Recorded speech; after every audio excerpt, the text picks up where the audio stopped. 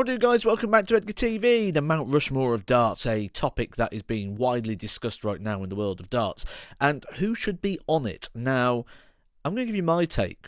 I'm going to give you two takes. I mean, I'll first give you this one, which is my Mount Rushmore of darts, and then I'll give you my Mount Rushmore of dart players, two completely different topics, and I'll tell you why. I've been doing my research into what Mount Rushmore is, because I'm not a historian, I don't really know these things, and there's plenty of documents and interesting reads available on Google.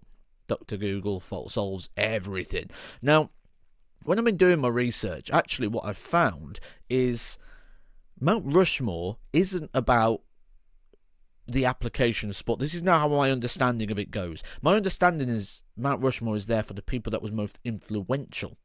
So for me, I need to look at this and go, right, who are the most influential figures in the world of darts over the years? Not who's the best in terms of application of the skill of throwing the darts. Who's had the biggest impact on the sport? That is where Mount Rushmore should be. I will do a follow-up video if you like this video, guys. If I see there's likes on this video, if I see people are subscribing because of it, I know you enjoy the content, and then I will look at the Mount Rushmore of dart players.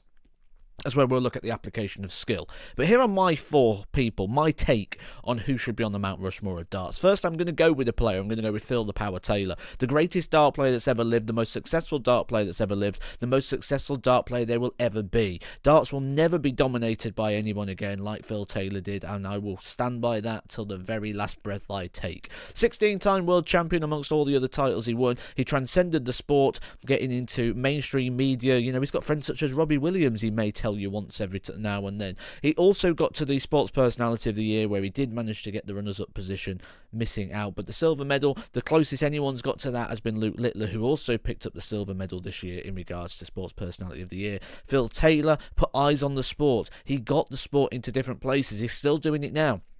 Look at things like the Seniors Tour, built on the success and the name of Phil Taylor. Phil Taylor is a household name, worldwide recognised, and we don't get that very often in the sport. That's why we get excited when we see people like Luke come through, and like we saw Fallon a couple of years ago, because we do not get these household names like the Power. Phil Taylor has to be on the Mount Rushmore of darts. He took darts to a different level. He took it into what it is now in regards to eyes on the product from a playing perspective, and I don't know if anyone else has done that, and that's something maybe we'll look at when we look at the players side of the Mount Rushmore of darts. My next three people are people who are not even dart players. I'm going to start off with Ollie Croft. Ollie Croft was the founder of the BDO. He saw darts, saw things like the News of the World, saw opportunities to promote a tour, set up the BDO, had the World Championships. We had Lakeside, which is still running now to this very day. Set up the BDO, which then became a worldwide tour. We've got tours and development territories all across the world. You go over to Belgium, Germany, Holland to play in their national events. The legacy of the BDO lives on through the WDF and the World Darts Federation, and that and the promotion and darts on the BBC and everything, all the sort of history of darts you'll know. Eric Bristow's, your John Lowe's, all these sort of players, all originating in the BDO system set up by Ollie Croft. I think without Ollie Croft, we wouldn't have had the BDO. Would darts have eventually took off? Maybe, but he was the man who saw the vision and saw the opportunity and took it to the next level. The next level. That's where you think I'm going to say Barry Hearn. He took it to the next level, didn't he? No. Tommy Cox. Tommy Cox makes my Mount Rushmore of darts. Tommy Cox was a breakaway, he was a manager, he's an agent, and I think the best way to tell this story is to give you a direction to go in, which is to check out a documentary called Blood on the Carpet, a documentary of darts that tells you the story of Tommy Cox when he took the players away from the BDO system to form the World Darts Council, which later became the PDC. Now, those players was all banned and outlawed, as was Tommy Cox, from playing in any of the events during the BDO days, and they took a big risk and a gamble to buy into the vision that more could be done, which obviously later became the PDC. Tommy Cox famously attending meetings in Las Vegas, which he wasn't even allowed to attend when he got there.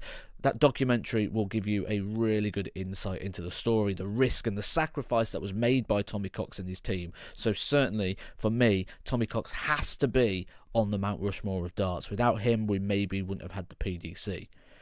Which brings me to someone I've already mentioned, Barry Hearn. we had the PDC, but would we have the PDC in the way it is now without Barry Hearn, without his promotion, without Matchroom, without everything that Barry Hearn brought to the sport? He took what we had and turned the volume up. Stone Cold Steve Austin famously said, the best person, or the best things, the best characters, the best things in life are things that are natural and organic with the volume turned up. That's what Barry Hearn did. He came in, he saw darts, he saw it at the Circus Tavern, he saw the characters, he saw the opportunity, and what he did, he said, there's something here, we need to turn the volume up. We then got the development of things like the Premier League going into the big arenas. We then got the World Championship the way it is now, where it's selling out on priority sales. General public can't even get a ticket to it. Prize money going through the roof. £500,000, that's going to be going up. Broadcasting rights being battled for. People wanting to get the broadcast on the darts on their broadcast, and it looks like the prize money is going to go through the roof over the next couple of years, potentially doubling within the next 5 across the board. So massive opportunities. You've then got the development of PDC TV, where you look at things like the European Tour, streaming, all sorts of opportunities now for the players, and a lot of that comes off the efforts and the risks and the investment that Barry Hearn has put into the sport, certainly within the PDC. So for me, those are the 4 most influential figures within the world of darts. If you agree, let me know in the comment section. And if you think someone should be on here, am I missing someone? Obviously, you can only have 4 people, but who should be on this list? And if you do want to see my Mount Rushmore of darting players, hit that like button, and I will catch you soon for some more Edgar TV.